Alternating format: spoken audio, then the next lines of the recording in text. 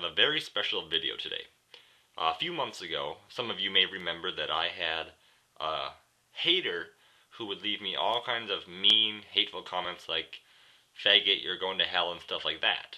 And a few of you told me to block him, but I never did. Intuitively, I always had a feeling about the person who was leaving me those hateful comments. For a month or two, I received those hateful comments, hundreds of them, but I was never mad about them, and I never did block him. After a few weeks, I was able to figure out that the person who was leaving me all these hateful comments also had another YouTube account where he had contacted me a couple times and left me positive, nice comments. I reached out to him a couple times on his hateful channel, but I never got any positive responses back, only mean comments.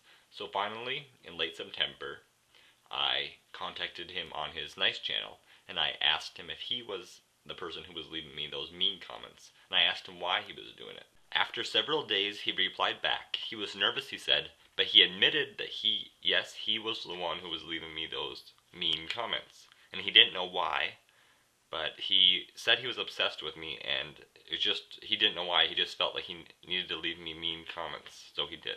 But he promised me that he would never leave me any mean comments anymore, and that he actually felt better when he left me nice comments. Shortly thereafter, we began talking, and in one of the messages to me, he wrote me a message about his life, and he's not had an easy life. And the message he wrote me that day affected me profoundly, and affected me more profoundly than almost any other message I've received on YouTube. And it's what prompted me to write some of the stuff that I have written on my homepage. Let me tell you a bit about him. He's a 14-year-old freshman in high school. He realizes he's gay, and he's proud of it. He's recently done something that I think he's totally brave for doing. He's begun the process of starting a straight alliance at his high school, and at 14 years of age, that's something that I never would have been able to do. I would have been terrified. I would have been too afraid. I could have never done it. So I think he's absolutely brave for doing that. Additionally, there's a teacher that he believes has been saying homophobic stuff. So he's contacted his counselor, and the counselor has talked to the teacher, and the teacher still hasn't totally cleaned up her act, so the counselor will be taking more action. He's standing up for gay rights, and that's pretty cool.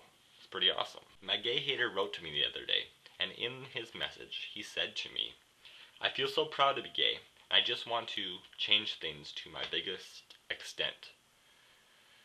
As you can see, my gay hater is not a gay hater at all. He's simply a 14-year-old boy who is brilliant and smart, and who wants to make a difference in the gay community and the way straight people treat gay people. And for that, I feel so very proud of him. How's that for a pretty cool story?